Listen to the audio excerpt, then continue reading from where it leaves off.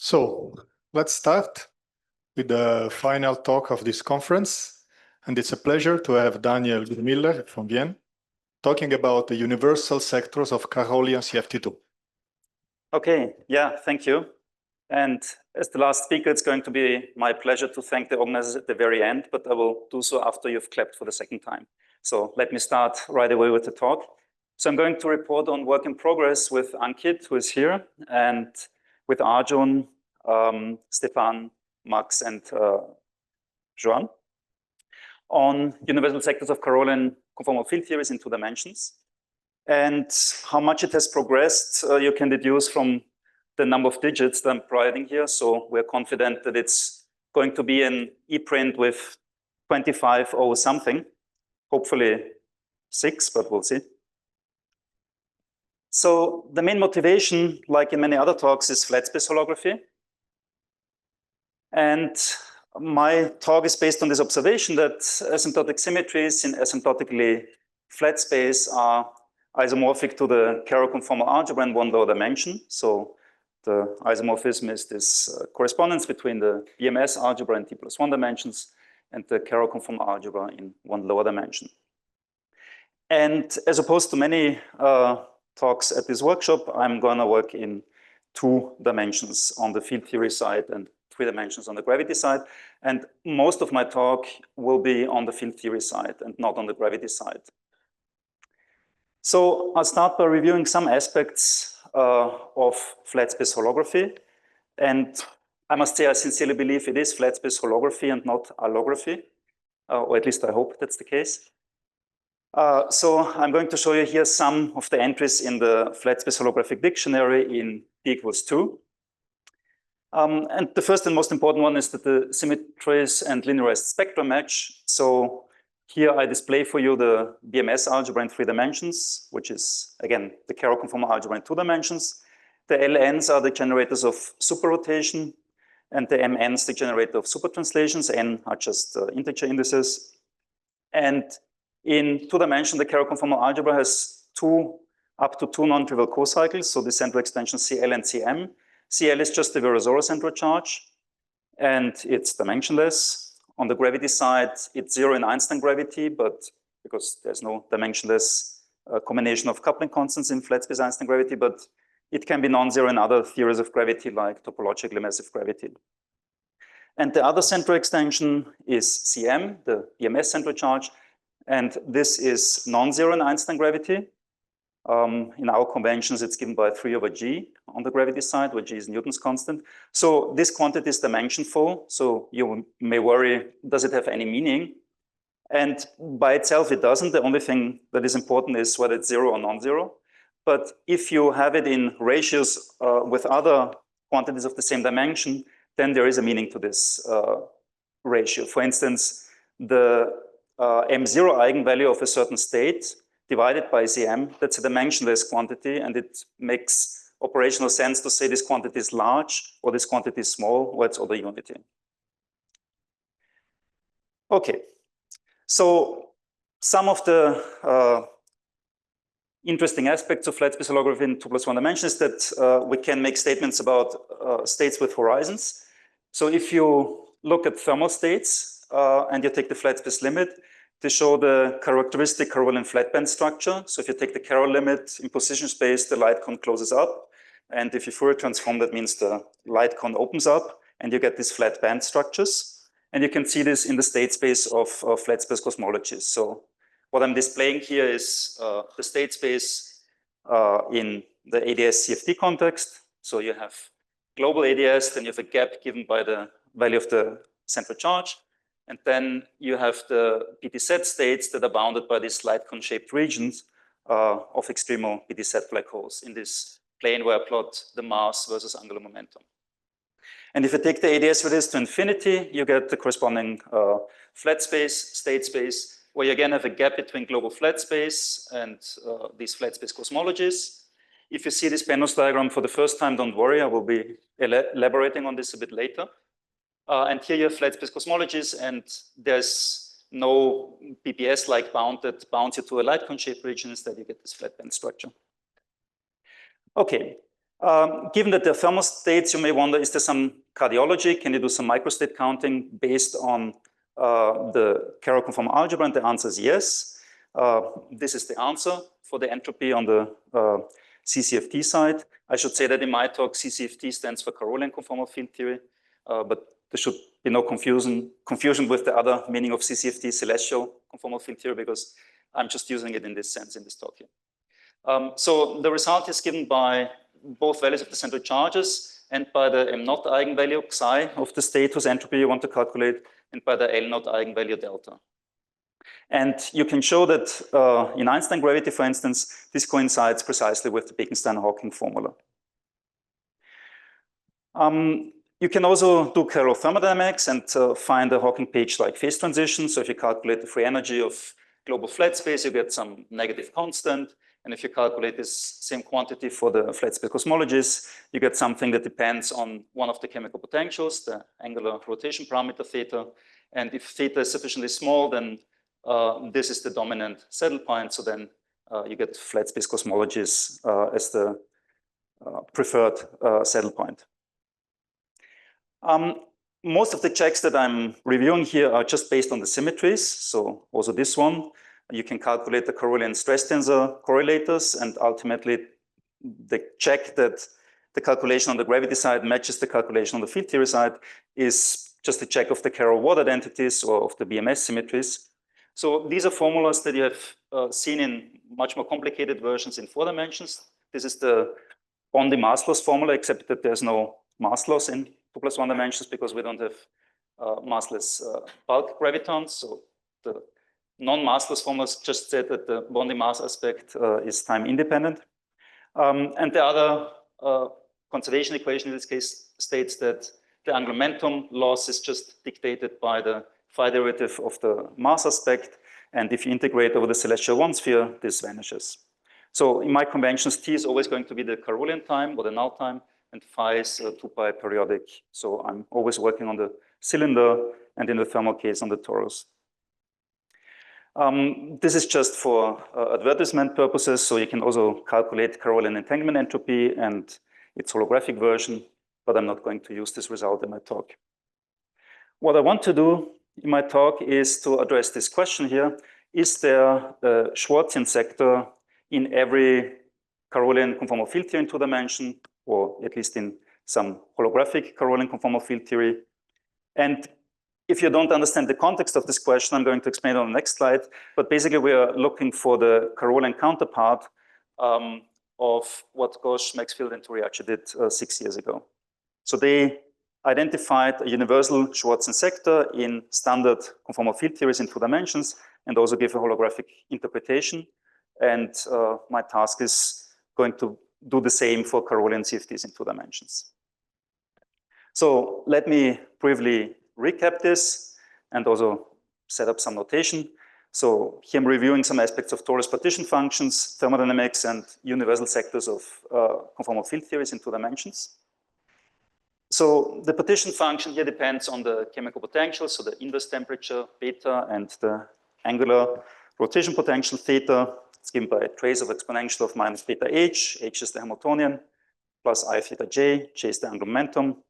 Then in the standard way, you get the grand canonical entropy. And if you double the Schoner transform, you get the microcanonical entropy. And up to change of notation, this is the formula that is written on Boltzmann's tombstone in Vienna. So the entropy, depending on the charges, on energy E and angular momentum J, is just given by the logarithm of the degeneracy of states. And if we are in a CFT2 context on the torus, then it's convenient to rewrite the partition function in terms of modular parameters defined here. So up to factors 2 pi, tau is just theta plus I beta. And if theta and beta are both real, then tau bar is the complex conjugate. And this partition function depends on these modular parameters, tau and tau bar, in this simple way. And L0 and L0 bar are just combinations of Hamiltonian and angular momentum. They're the Virasoro zero mode eigenvalues. Now, it's convenient to rewrite this partition function in terms of Virasoro characters, chi of tau and chi of tau bar. And of particular interest for this construction by Gauss, Maxwell, and Toriaci is the vacuum character, which I'm displaying here. So this vacuum character can be expressed in terms of the Dedekind eta function, whose definition you can find here. And we're going to use similar constructions for Carrollian CFTs. Now, one important feature of this partition function at torus is that it's modular invariant, and modular transformations act as follows on the modular parameters. So tau goes to a tau plus b over c tau plus d, where a, b, c, d are just integers, subject to this determinant condition that ad minus bc is equal to 1. And you can compose them out of S transformations and T transformations. So T transformations are just translations of tau by 1. And the key player for us will be the S transformation. Tau goes to minus 1 over tau. And this is involutive, so it's a duality, meaning that if you square S, you just get 1. And also if you take ST and cube it, you can check that you also get the identity. So using the modular invariance of the partition function under S duality, you can, for instance, map a low temperature partition function to a high temperature partition function and vice versa. This is a long history. I think the first instance in physics was found in 41 by Kramers and Banier in the context of the Ising model, but it's more general in a CFT context. So this leads to one of the universal sectors that we know from CFT2. For simplicity, I'm ignoring the angular potential theta here. So if you're interested in the large temperature limit of a partition function, you can use this S duality to map this to a low temperature partition function, set of 4 pi squared over beta. And this result is then dominated by the vacuum character if the CFT2 obeys certain conditions. And if you evaluate this in the saddle point approximation, you just get the vacuum result. You insert the vacuum result for the Hamiltonian, which is minus C over 12. And then you get this expression that allows you to determine the free energy for high temperature states. And that leads to the Cardi formula.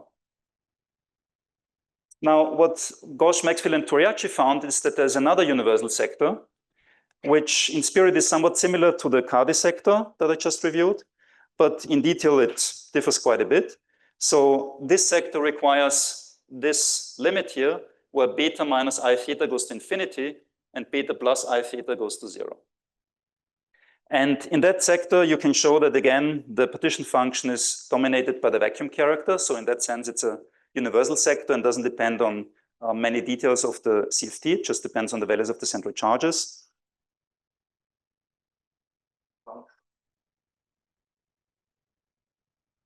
The partition function can be continued off the diagonal axis because now you have to make tau and tau bar independent.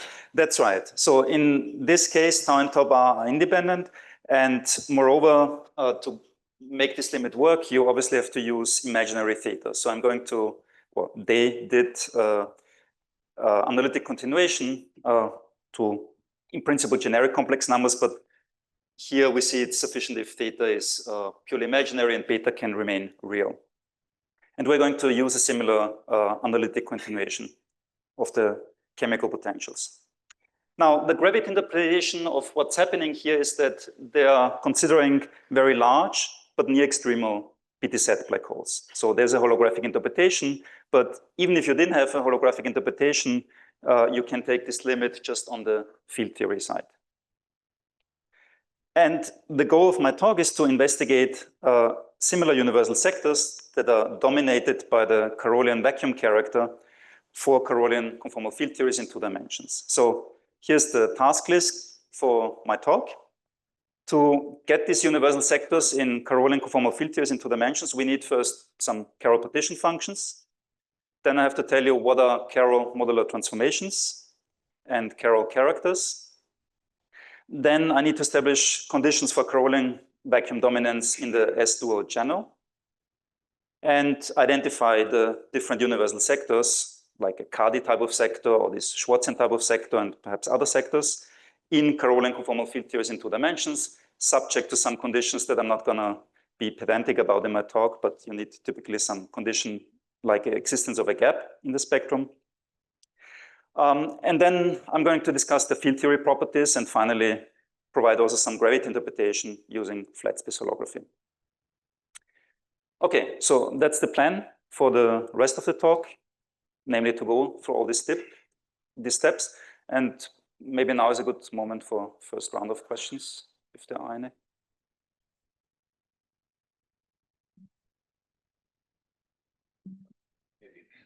One point, the modular invariance, invariance under the full modular group, invariance under the full modular group, that is not valid when you have, say, fermions, right? I mean, you only have a subgroup. That's so.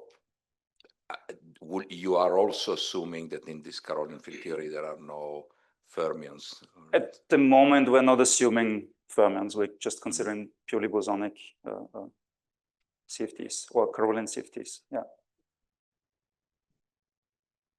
Okay, and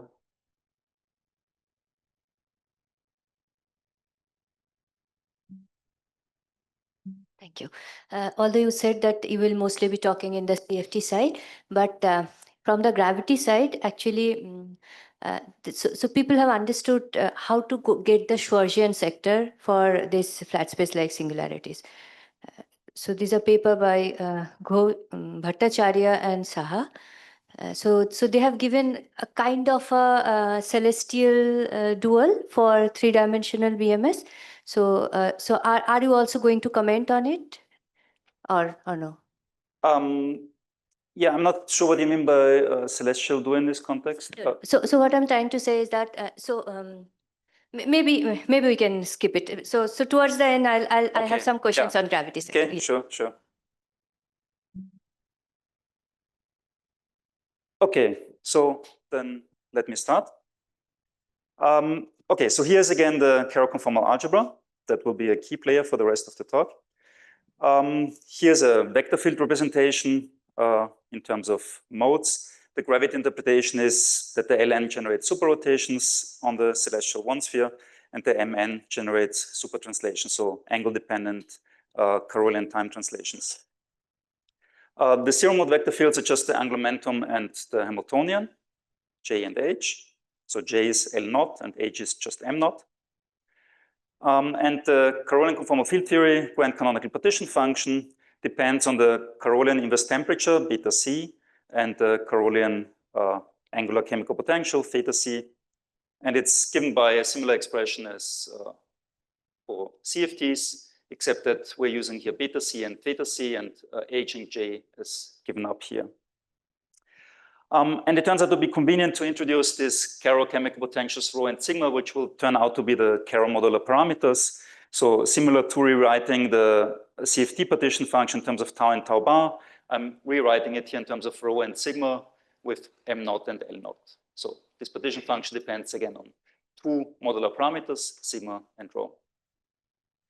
Later, I'm going to drop this subscript C for beta and theta. For now, I'm keeping them because I want to discriminate between beta and theta on the CFT side and on the Carrollian CFT side, because they're not identical. Okay, so to see why these are modular parameters, let's consider the CCFT partition function as an inner contraction of the CFT partition function. In the Carroll limit, we rescale time with some parameter epsilon that we send to 0. And the Carrollian conformal algebra generators in terms of Virasoro generators are given by these linear combinations here. So the super rotations are given by the difference between Ln and L bar minus n, where the calligraphic L's are the Virasoro generators, and the super translation generators are given by the sum multiplied by this contraction parameter epsilon. And as a consequence of this, the central charges linearly combine in similar ways. So Cl is the difference of the Virasoro central charges, and Cm is the epsilon rescaled sum of the central charges. And from this, you can deduce already something, well, useful, I guess. Namely, if you start with a standard CFT in 2 dimension, any of the minimal models, so any CFT that has no gravitational anomaly and has a finite central charge, you conclude that the Carrollian limit of such a CFT always gives a trivial Carroll CFT in the sense that both central charges vanish, because Cl always vanishes when there's no gravitational anomaly, when C is equal to C bar, and Cm vanishes if C and C bar are finite, because we're scaling it with epsilon. Conversely, you can see already what's going to happen in holographic CFTs, because you can think of epsilon as the inverse ADS radius. So epsilon is essentially 1 over L. You're sending L to infinity, but the Brown-Renault central charges scale linearly with L. So the L and 1 over L precisely cancel. And that's why Cm is non-zero in holographic Carrollian conformal field theories. But that's also the reason why we don't have large number of examples of Carrollian conformal field theories in 2 dimensions, and instead rely on bootstrap-like methods or on symmetries rather than on explicit constructions of actions or something like that. Okay, and the grand canonical partition function similarly contracts and requires this identification of the Carroll modular parameters with the CFT modular parameters. So Yes. may I ask a question? Because you said correctly now that you wished just to use symmetries and not to start from an action. But could you comment about the difficulties, or maybe you're going to do that are being encountered, for instance, by De Boer and collaborators, where they were trying to build microscopically a partition function? So are you gonna... I mean, do you have some clues about this? Why... I'm going to comment on some of these aspects during my talk. Yes, we will counter some of the potential difficulties and also how to possibly overcome them. Okay. But I'm not going to present you a microscopic Lagrangian description of... But I imagine, but just to understand if there is a clue why this procedure bypass some of the difficulties that they pointed out somehow. I mean, one of the, I guess, obvious potential difficulties you can see already here. If you're not careful with your epsilons, you might conclude that things just diverge or go to zero. So in particular, the relation of the Carroll parameters to the CFT parameters shows that the CFT inverse temperature is related by factor epsilon to the Carroll inverse temperature. So if you want to keep this finite as you send epsilon to zero, then something singular happens with the Carroll temperature. So the way to take the Carroll limit is, well, you want to end up with a finite beta C, and you have to make sure that you take the limit in such a way that this happens. Okay. Whereas by contrast, the angular chemical potential, nothing spectacular happens, so there's no epsilon factor. Sorry. Just a curiosity, do you have the example of a partition function like the free boson in the usual one, that the free Carroll boson? So the thing is that we don't, as I was saying, we don't have simple examples of Carroll conformal field theories, just because any simple CFT, when contracted, gives you a trivial Carrollian CFT where the central charges vanish.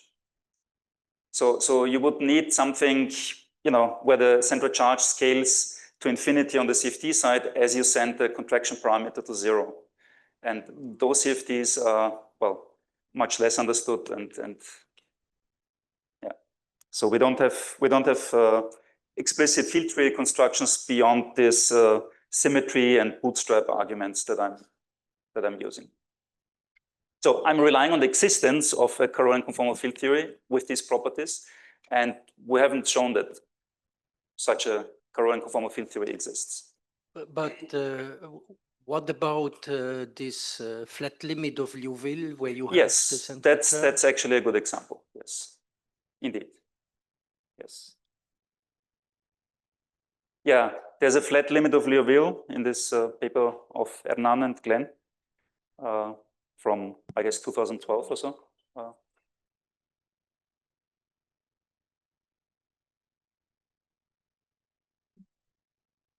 But for instance, how do you compute from scratch the central charge in a Carrollian theory? Because well, in a CFT we know where to read off the central charge. You just take OP of Rubin-Thun tensor. But in your case, do you have any intuition? Well, if you know the OP, of course you can. But the OP of what in the case of a Carrollian theory? So yeah, so you would need some explicit. I don't know, Lagrangian action or some field content where you can extract the OP data. Yeah, because for instance, even, I don't know, path integral is unclear, if it is defined like in for a CFT, say one possible way of getting correlators or something like that. So as a limit, I understand. So you take a CFT with central charge, you take the limit, and you see the central charge vanishes. But Right. well, unless it again, unless it's a CFT where the central charge exactly. But otherwise, how do you compute the central charge directly? So I mean, we haven't used an explicit example in our construction, so we, yeah.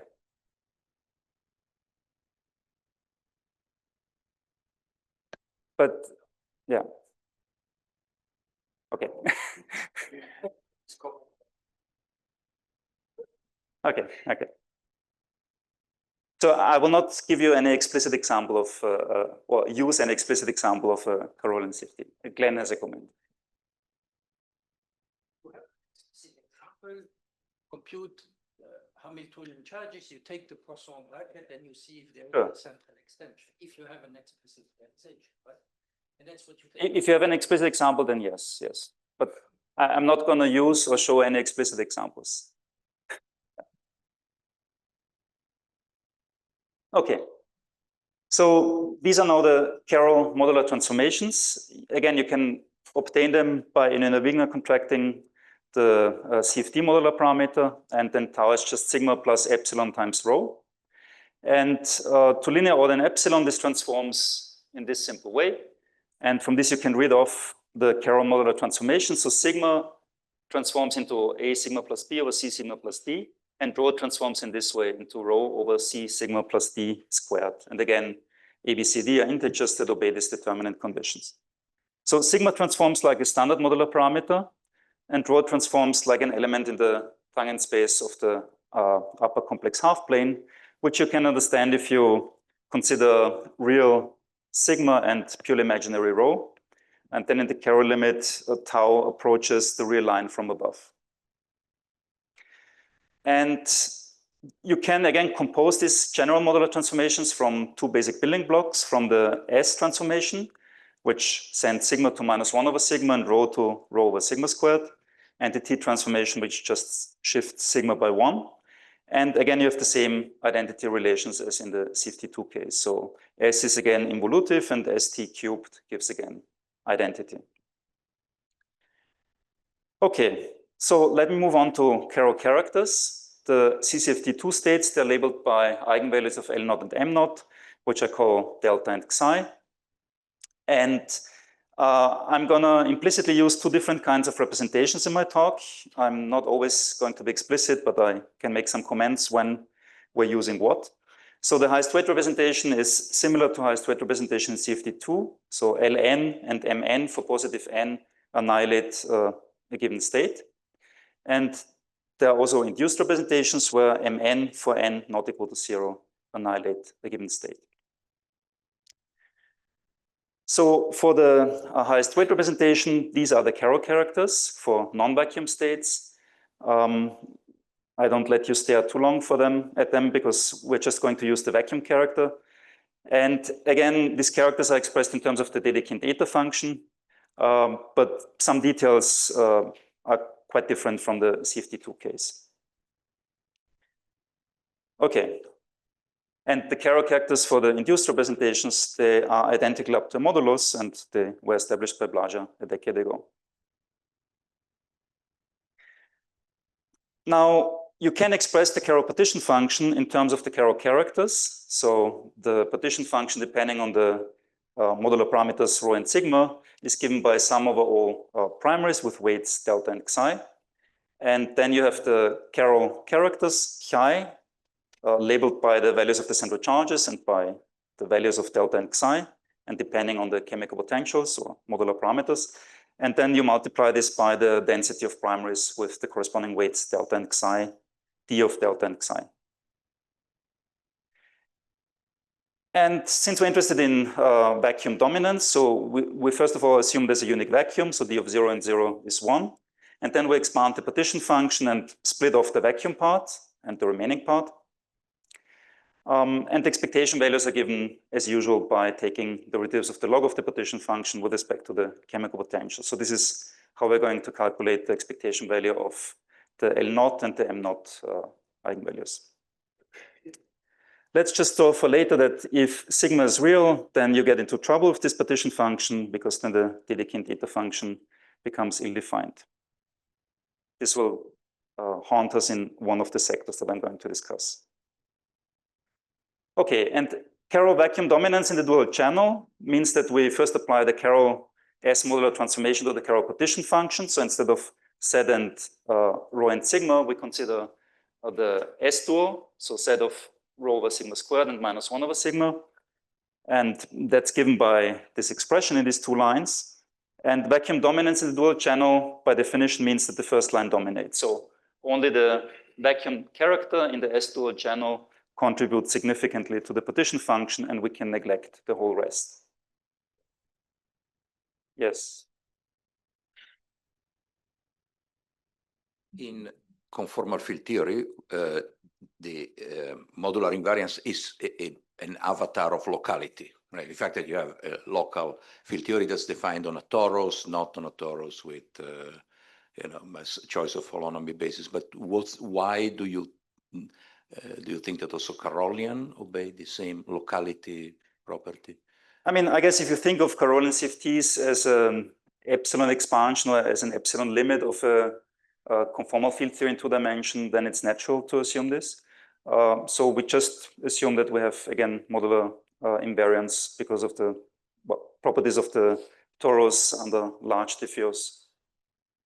And we consider just Carrollian partition functions on the torus because we identify, again, the thermal cycle and have also identification along the spatial direction. So Carrollian transformation cycle, exactly. I mean, are induced by large diffeomorphisms also, although they look slightly different. Right. Yes. But thinking of it coming from the CFT in the epsilon expansion limit, would that not mean for you that beta C, thinking of this as an epsilon expansion of the original CFT, would that not mean that beta C for you should be infinity? I mean, as epsilon goes to 0? So if you keep beta finite, as I said, then beta C would turn to infinity, that's true. Keeping beta finite would make sense from the CFT side, right? Sure, sure. But then... I was just trying to ask in the line of what he... Yeah, I mean, you still have topologically a torus in the end, but you can imagine that one of the cycles is infinitely big as compared to the other, but it's still topologically a torus. Okay. Thank you. Okay, so the necessary condition that has to be fulfilled is that for all highest weight primaries, this ratio here goes to 0, because in that case, this term dominates over those terms. Okay, and I'm introducing another version of chemical potential called omega, which is just related by a factor of beta to theta. For induced primaries, the only change is that there's an absolute value. Yes. Coming back to this comment, I mean, you can, if you send the cycle to infinity, you cannot really say that the output is still a torus, because if you make a spectral analysis, you'll see that you are decompactifying 1 dimension, right? True, true. Maybe that's not the best way of thinking about it, but you can, also think about the Carroll CFT as an intrinsically defined entity, and then you can just put it on the torus.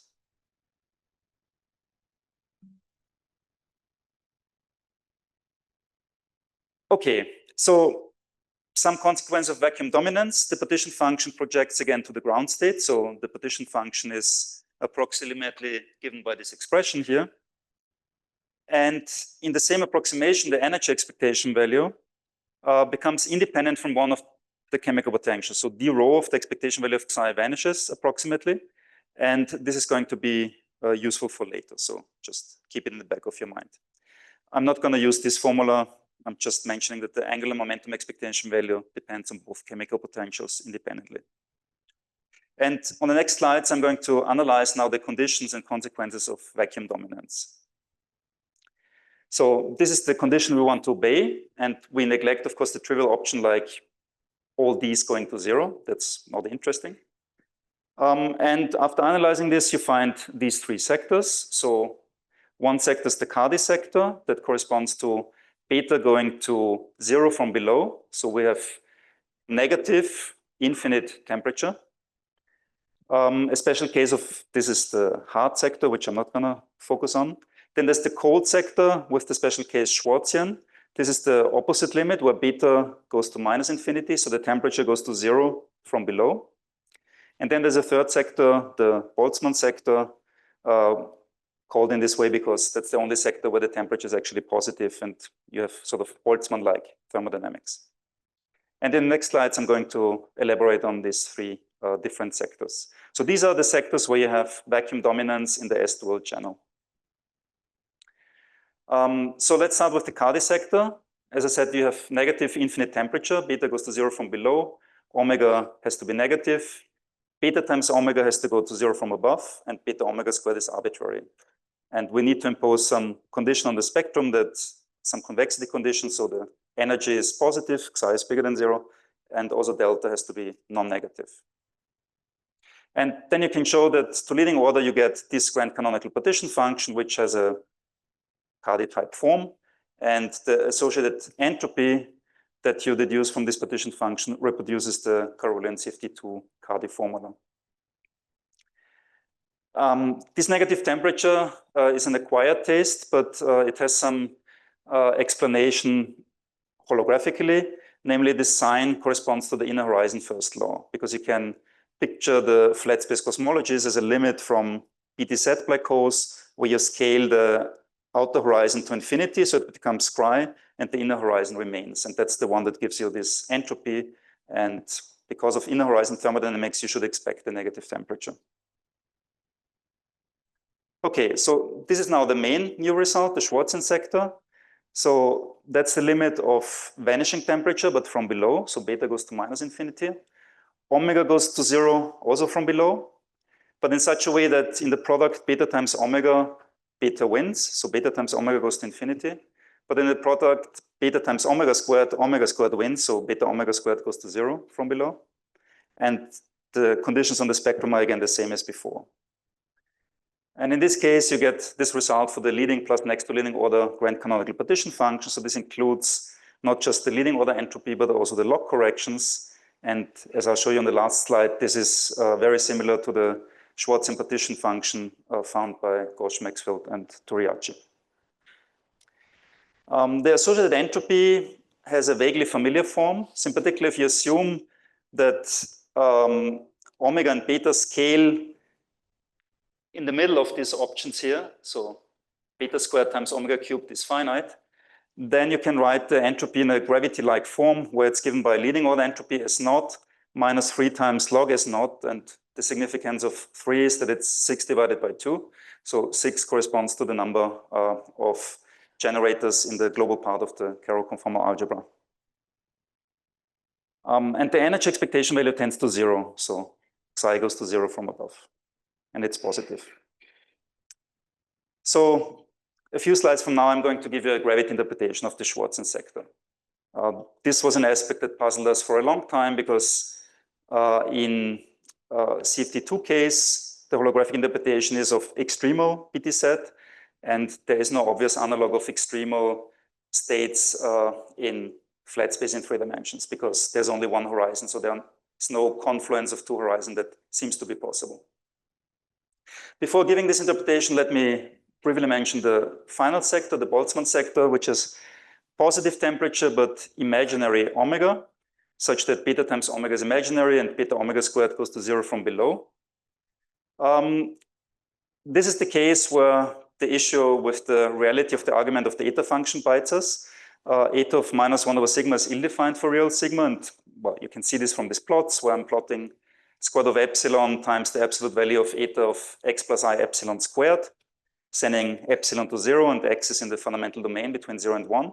So this is the plot for epsilon 10 to the minus 2, and you see that on rational numbers, you can expect that this goes to 0, whereas on irrational numbers, you plateau up here. And well, this is confirmed if you look at even smaller values of epsilon, like 10 to the minus 4. So on irrational values, you get this result, and on rational values, you go to 0. So to resolve this, Blaža introduced an I epsilon prescription, which is, if you want, motivated by considering a Carrollian CFT as a limit of a CFT. So instead of minus I over sigma, you consider minus I over sigma plus I epsilon and keep epsilon small but positive. And then the limit of this eta function depends on whether sigma is rational or irrational. You get two different results as a limit. This was also highlighted in this more recent work by Kotler, Jensen, Prohaska, Riegler, and Salzer last year. But the nice thing is you can split off this epsilon-dependent factor from the partition function. So you can write it as a state-dependent part that is cutoff independent and a cutoff dependent part that is state independent. And the sorted entropy to leading order and dropping the cutoff dependent part, which is just a constant, gives you exactly the Bekenstein-Hawking entropy on the gravity side. So holographically, the cutoff independent term matches precisely with the Bekenstein-Hawking entropy for flat space cosmologies.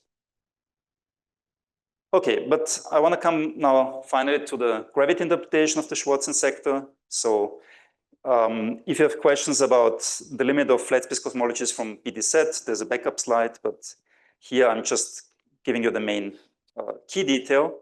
So as I said, you take BTZ, you scale the outer horizon with the ADS radius, so it gets sent to infinity.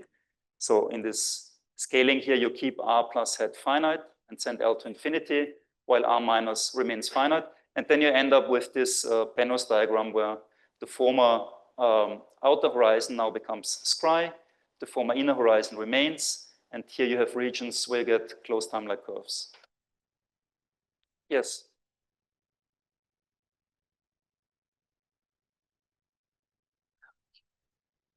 Can you explain again, like, how did you get a positive temperature in the last case? Because I was understanding that you were getting this, like, you were sort of, reason you were getting the negative temperature was because you're kind of sort of sitting inside the BTZ black hole, and the outer horizon, you kind of push it to infinite, push it to scry plus and scry minus.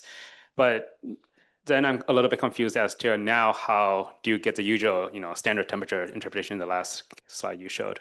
Yeah, I mean, the price that you pay is that the reality of the chemical potential changes. So instead of having real omega, you need imaginary omega. And the inner horizon first law, again, sort of works because, well, what I didn't tell you is that the expectation value of the energy in the Boltzmann sector becomes negative.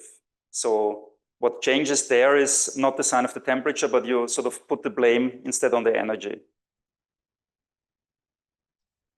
Okay, thanks.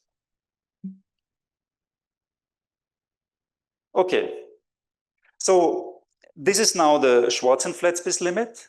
It's a different limit where you rescale both horizon radii in the same way with square root of the ADS radius and then send L to infinity.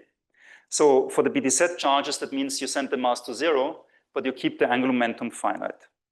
And that's an orbifold that was started more than 20 years ago in this excellent paper by Conalba and Costa. And they called this the O-plane orbifold. So this is a gravity solution of flat space gravity as an orbifold, where you have scry and then you have naked singularities where you have the onset of closed time-like curves. So this is the geometry. It's very simple. And this is the gravity dual, if you want, to the Schwarzen sector. It's part of the Barnich compares phase space. That's not evident when you look at the original publication of Conalba and Costa, but if you express it in this bonded type of coordinates, then you see it obeys precisely the Barnich compare boundary conditions. Formally, you get an infinite entropy, although there's no horizon. That may look confusing, but the interpretation that we have is that basically you scale the cosmological horizon to infinity so that it coincides with scry. So in this original Penrose diagram, what you do is you scale this horizon such that it coincides with the former outer horizon. So you enhance this region here and basically zoom into this so that this dashed line here becomes the new scry. So you have very large flat space cosmologies if you want.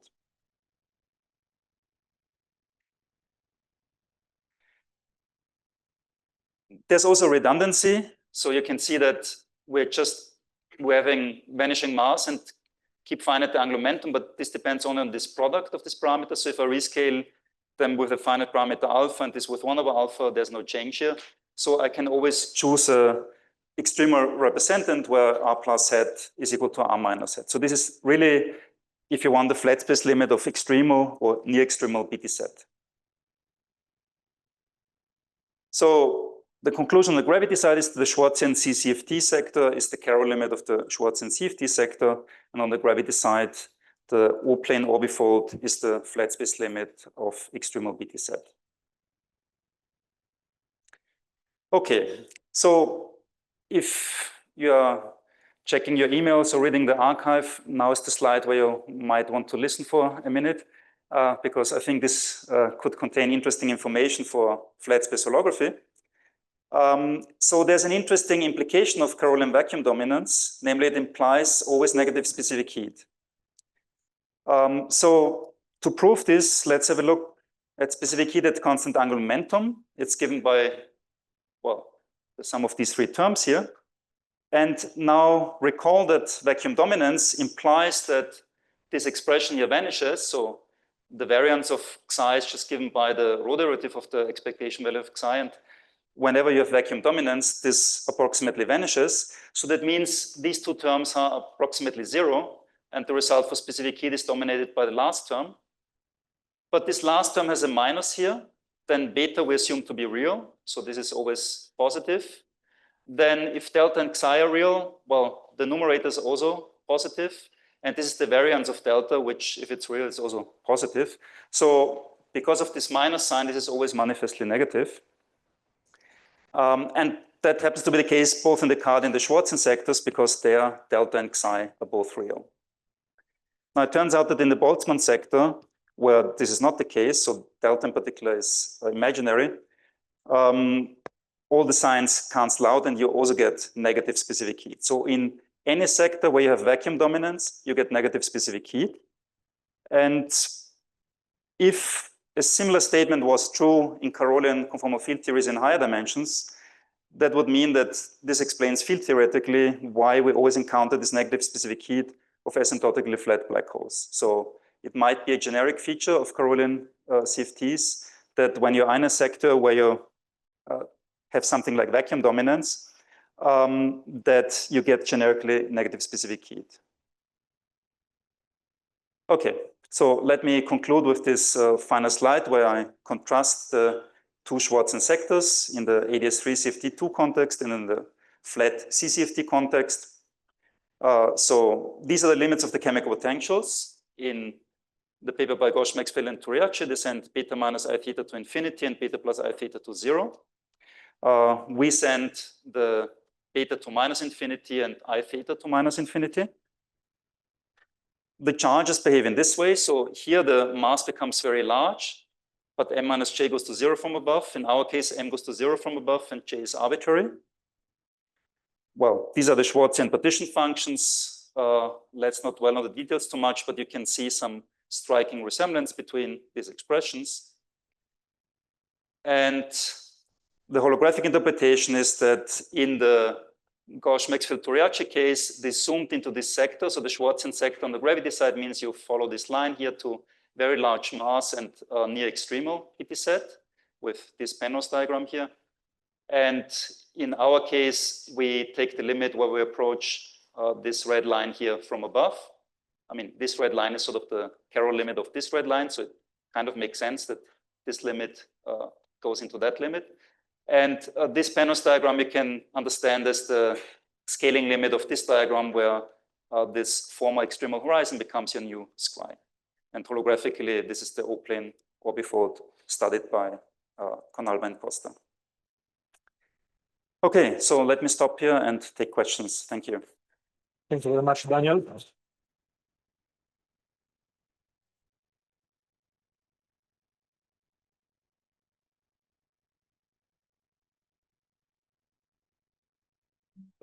In gravity, very often when you have singularities, naked singularities, closed time-like curves, that's a signal that your background is unstable. right? Mhm. It's, but here instead, you just take it as face So- value. This issue was studied in a, I guess, less known paper by Conalba and Costa, where they considered precisely these O-plane orbifolds and discussed stability issues. In their work, they concluded that they don't encounter these typical instabilities. But I mean, yeah, I don't know what's the last word on these orbifolds. It's certainly something to be concerned about, that you get naked closed timeline curves. But at least in the analysis of Conalba and Costa, that doesn't seem to be an issue, at least not with stability.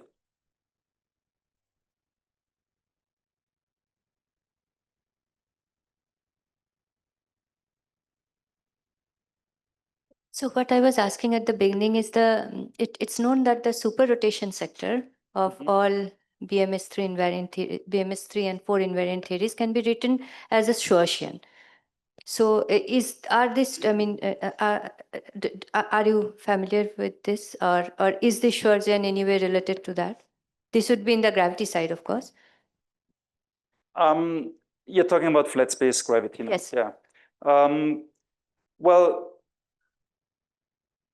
I'm not completely sure, because are you taking, I mean, so we're taking this specific limit. That's the limit where we get this vacuum dominance in dual channel. Okay. So it's only in this limit when you get. It's only in that limit where the partition function turns into something we call Schwarzian partition function. Yeah, this is Yes. this is also true for higher dimensional black holes, right? I mean, in the near extremal limit, we get a Schwarzian factor. You mean in flat space? Yes, of course. I mean, I don't know if that happens in higher dimensions. So this is I'm talking about near extremal black hole entropy. So that gets a log T correction.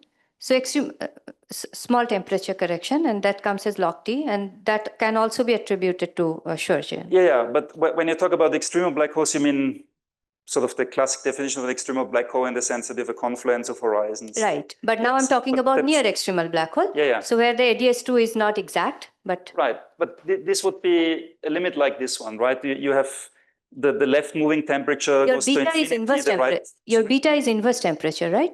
Yes. So beta should go to infinity, and T should go to 0. Right, but in at least in 2D, you can split this into a left and the right moving temperature, and one of them goes to 0 and the other goes to infinity. So this is the Schwarzian sector. The total temperature goes to 0, but you still have you can discriminate between the left moving and the right moving temperature, and one of them goes to 0 and the other goes to infinity. Okay, thank you. But that's not the limit that we're considering. Yeah, I understand.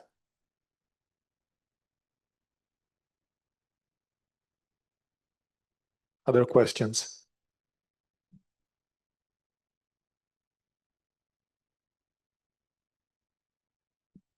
Yes.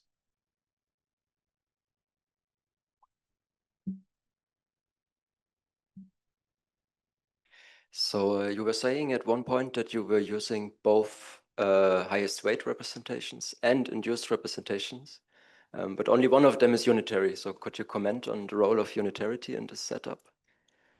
Sure. So it depends which sector you're interested in. So in the Boltzmann sector, it's more natural to use induced representations. They somehow naturally emerge in that context. Whereas in the Card and the Schwarzian sector, it appeared more natural to use highest weight representations.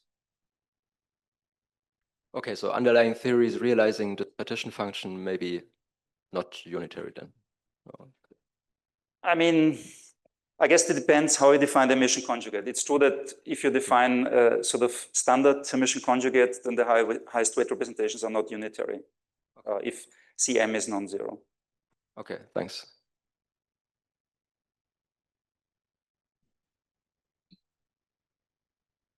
More questions or comments?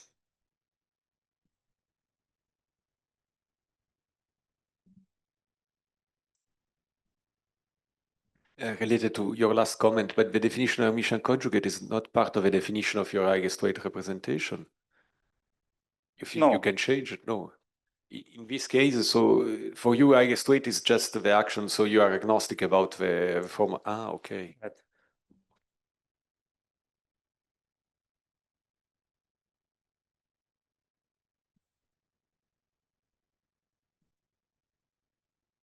Okay, so since I see no more questions, let's thank Daniel again.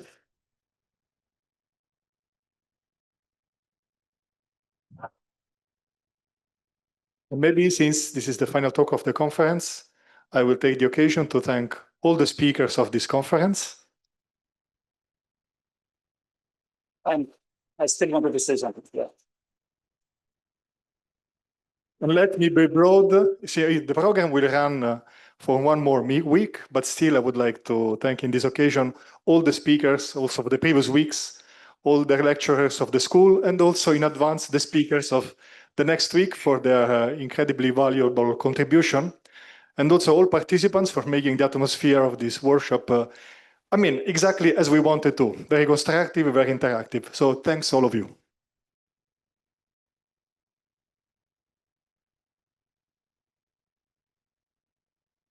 Yeah, so yeah, let me exploit my privilege as a last speaker. I must say, when I was a PhD student, a young postdoc, I always hated the part when someone would say things that are blatantly obvious. And I always thought I had something better to do, like scientific discussions or job-related issues or, well, going for lunch. So I would just steal 2 minutes of your time. So yeah, Andrea, Laura, Andrea, Simone, hi, Sabrina, and especially Dario.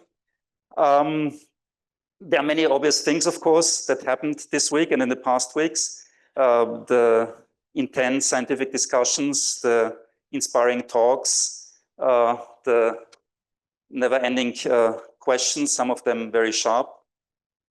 And of course, also the amazing surroundings. I mean, being in Tuscany, near Firenze, all the scientific, artistic, historic, culinary attractions. And of course, for many of us, one of the most important aspects of these meetings that cannot be mimicked by online meetings is the random encounters, these nuggets of information that you only get by, talking to people at places like this. But I actually don't want to focus on any of this. I want to focus on the sort of more human aspect. And I must confess that after half a century on this planet, I still don't know precisely what it means to be human. And looking at the state of the world, I'm not sure anyone does. But from, one human being to another, again, Andrea, Laura, Andrea, Simone, Sabrina, and especially Dario, I respect you as organizers, I admire you as scientists, and I truly love you as human beings. Thank you very much. Thanks a lot, Daniel. Thank you very much.